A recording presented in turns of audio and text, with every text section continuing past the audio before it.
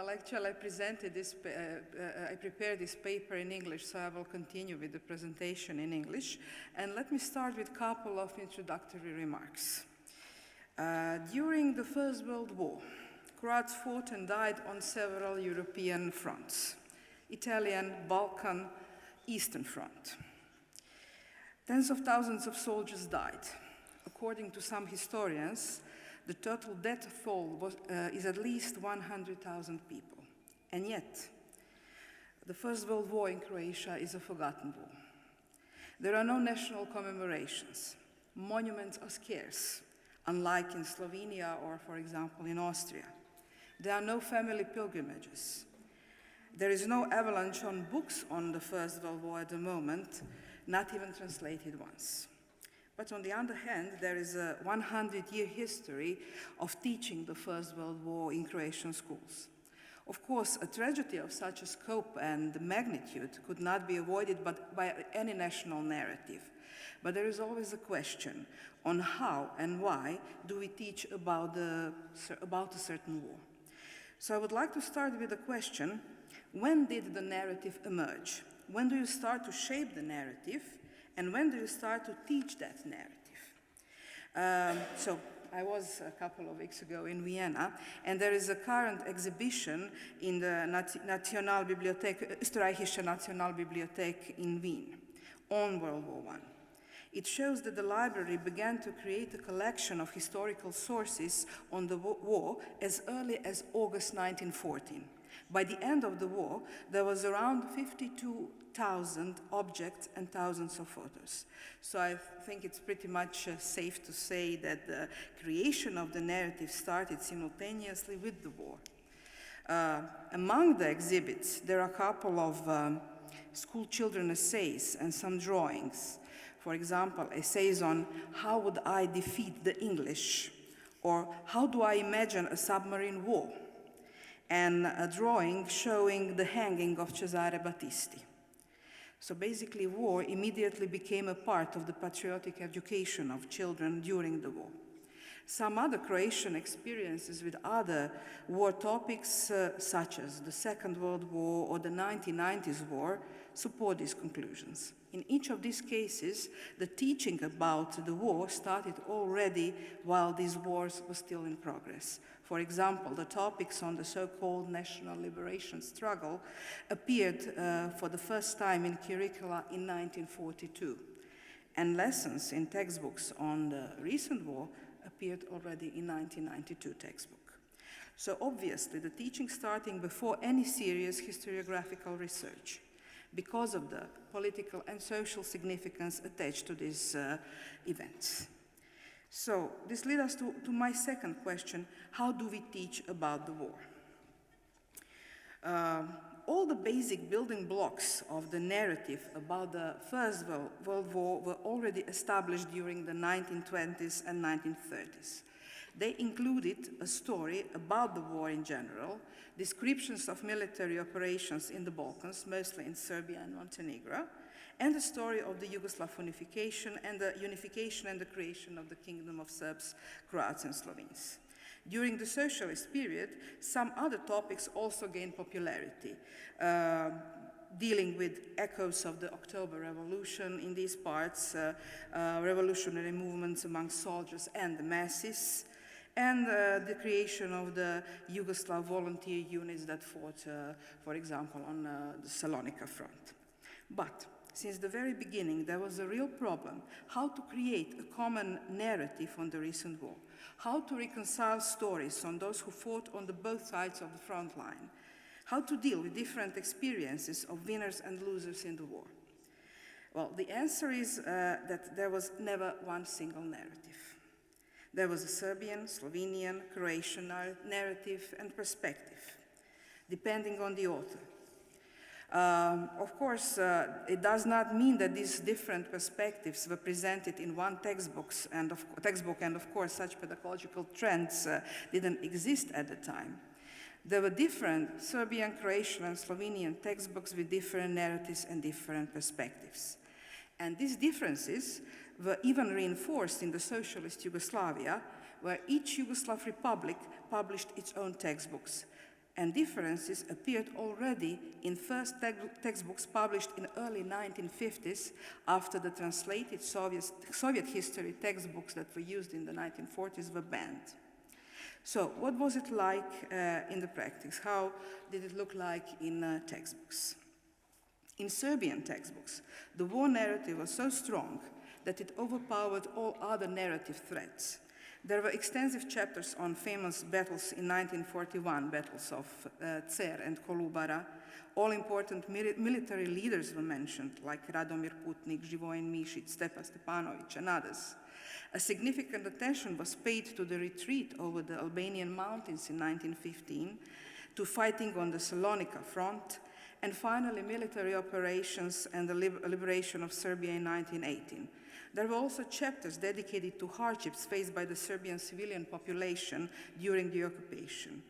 War leaders and war events were visualized by numerous illustrations.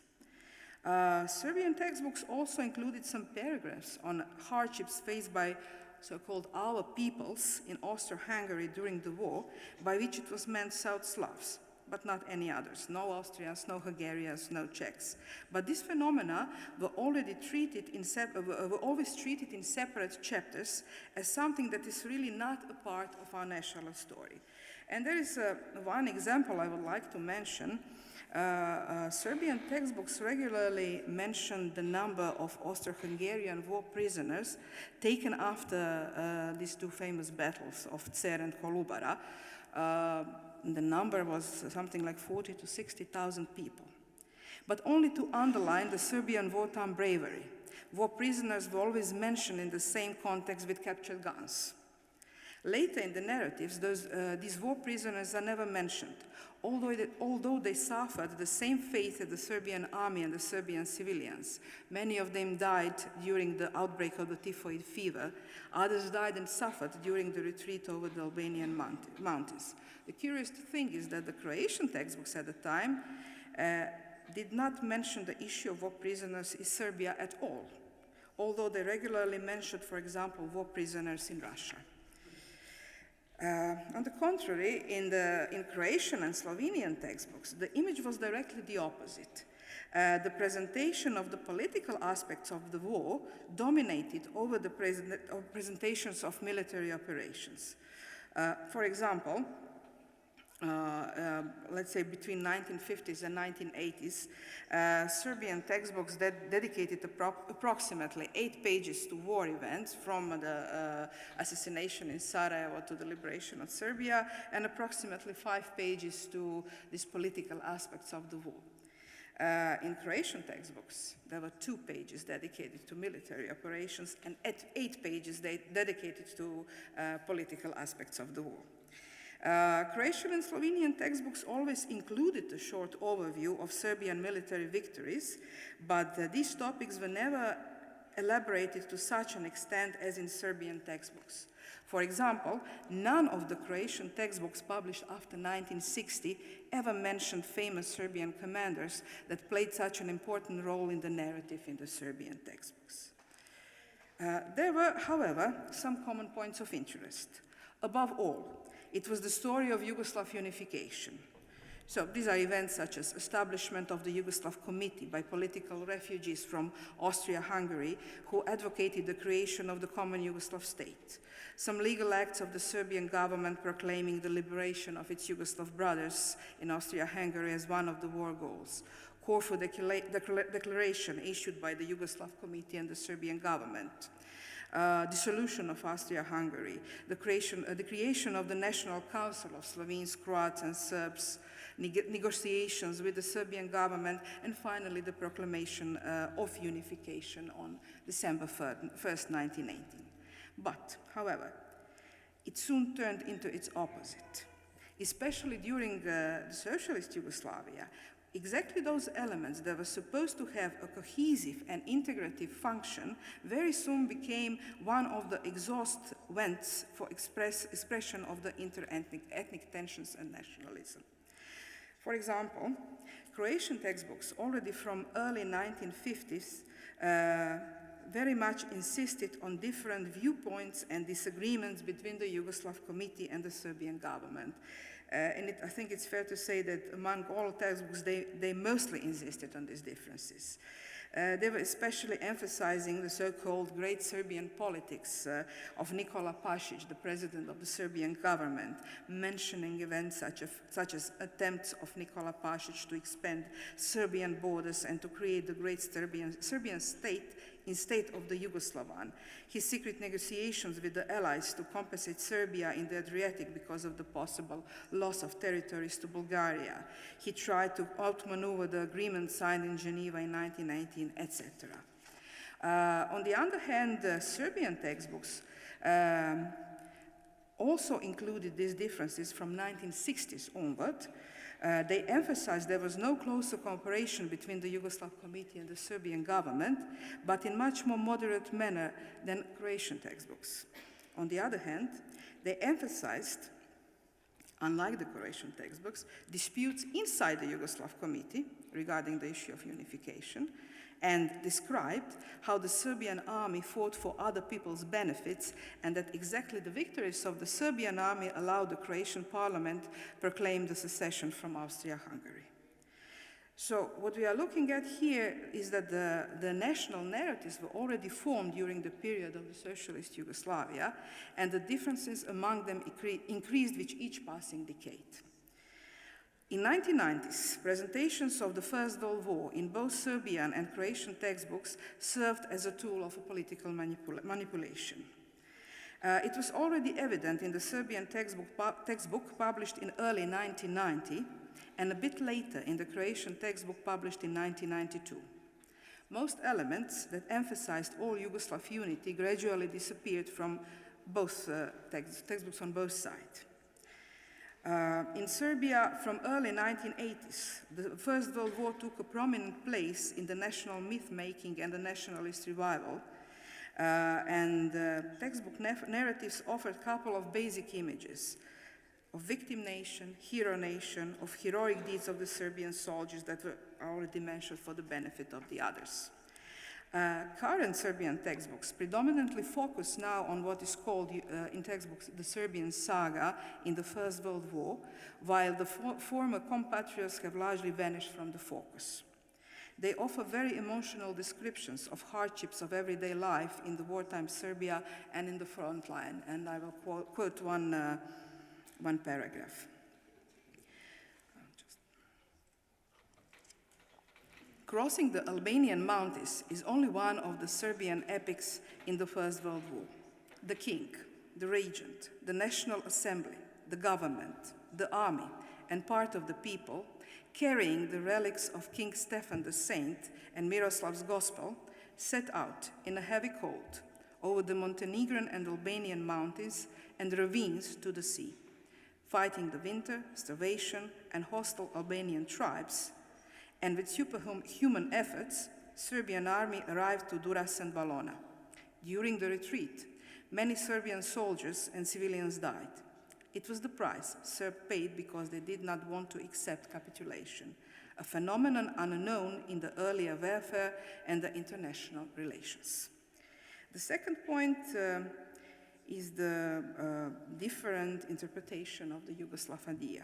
In one of the recent textbooks written by two prominent historians, the Yugoslav idea is presented as something that has nothing to do with the Serbs, as something that was accepted by Serbia only after the Balkan Wars.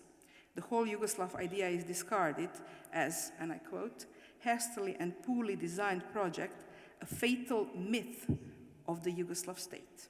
Because of this myth, Serbia gave up the more realistic goal of uniting all Serbs in one state. Well, regarding the Croatian textbooks after 1990, I would like to read two very short sentences. One is printed in the last generation of socialist textbooks, published in 1991, and another sentence is from the same textbook, which is to a certain extent rewritten in 1992 and basically represents the first generation of textbooks published after Croatia gained its independence. So, 1991 version. Nevertheless, the unification meant a great change. It created the most suitable political framework for all Yugoslav peoples. The same textbook a year later. During its entire existence, the new Yugoslav state was foreign and anti-Croat. In that country, Croats lived under constant pressure, terror, and persecution. Well, these two sentences summarize very well the two opposite views about Yugoslavia in Croatia during the 20th century. The first one is typical for the most part of the 20th century, and the another one for most textbooks published after 1990, when everything that was associated with the emergence of the Yugoslav state was considered as negative. So basically, both Serbian and Croatian textbooks after 1990 have discarded the Yugoslav idea, each for their own reasons. In current Croatian textbooks, there are now new chapters, usually bearing titles such as Croatian people in the First World War, but this is only perceived through a very narrow national perspective and not as an experience shared with other nations in Austria-Hungary or in Europe. Furthermore, it is still perceived through a very narrow political vista. Another characteristic of the many Croatian textbooks published after 1990 is an anti-Serbian attitude, which at the time in 1990 strongly reflected the contemporary war events. It is reflected in chapter titles such as, quote, "Serbia conquers and usurps territories of other peoples." Many textbooks since 1990 omit mentioning any war events in Serbia except occupation in 1915. Young Bosnia, that used to be characterized as national revolutionary organization that is fighting for the liberation of all South Slavs living in Bosnia, is now usually described as, and I quote, pro-Serbian terrorist organization. Unlike socialist textbooks, both Croatian and Serbia, who denied any involvement of Serbia in the assassination of Franz Ferdinand in Sarajevo, present Croatian textbooks explicitly state that official Serbia was involved in the assassination and that Serbia, with its aggressive politics towards Bosnia and Herzegovina, contributed to the outbreak of the war. And while all of this may be true, but here it serves another purpose. It serves to show the continuity of the Serbian aggression from the past to the present days. Textbooks now mention commanders of the Austro-Hungarian army. One of them, which is very often mentioned in textbooks, is Svetozar Borojević, Lion of Isonzo. But his Serbian and Orthodox origins is not mentioned at all in textbooks. And I would just like to mention again the episode about the Austro-Hungarian war prisoners I mentioned earlier and in connection with the Serbian textbooks. And this information appeared for the first time in Croatian textbooks only in 1992, but now only as a means of manipulation. In 1992, the Deputy Minister of Education made a politically motivated analysis of history textbooks that was supposed to lead to the replacement of the existing textbooks with the new ones. One of his requests was to include in textbooks the information on the massacre of the Austro-Hungarian war prisoners dying by the Serbs after these two battles, although he offered no hard evidence that such massacre even happened. So, this is a deliberate forgery which has a particular relevance if one takes into account the time when it was created and the audience to which it was intended. Nevertheless, the information was promptly included in the history textbooks for the 7th grade of the elementary school, written by two historians who obviously never checked the information or never cared to check the information. Moreover, the author of that chapter asserted that most of these prisoners were Croats. At the same time, all the information about the suffering of the Serbian army and the Serbian civilians disappeared from the textbook. The same author later included this information in his book, History of Croatia, which is translated into several European languages. And this information, again, also appeared in a couple of other textbooks in the 1990s, and luckily, after 2000, disappeared from textbooks altogether. But there was no debate about that information, and maybe it can very well appear in textbooks again. And this story leads to my final question. Why do we teach about the war? Taking into consideration everything that's been said, perhaps the alternative title of this paper could very well be something like Teaching the First World War in Yugoslavia and its successor states, 100 years of myth-making and misuse of history. Okay, it is a bit exaggerated. There are some recent developments in textbooks historiography that allow a bit more optimism.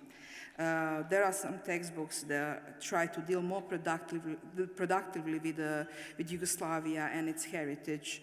They try to include, or started to include, the experience of the other side. It could be even said that the First World War got a better deal than some other topics such as the Second World War or the 1990s wars that have been very much heavily used and abused for different political purposes. But the sad fact remains that history textbooks in the region still too often serve as a means for presenting current political programs or political conceptions of their authors. Idealized war experience is still a repository of heroic deeds and war myths, and a source of portraits of war heroes that are offered to students as models for identification. I see in it a serious inability to perceive war as a tragedy, or more precisely, textbooks do perceive war as a tragedy when they speak about the war in general, but when it comes to the national history, another things and another standards matter. So, how should we teach about the war? Do the current approaches bear more harm than good? Have we, as Europeans, finally reached the point where wars in general, or the First World War in particular, can be taught without being remodeled in each generation only to serve contemporary political needs? So I will finish by leaving these questions open for the debate. Thank you.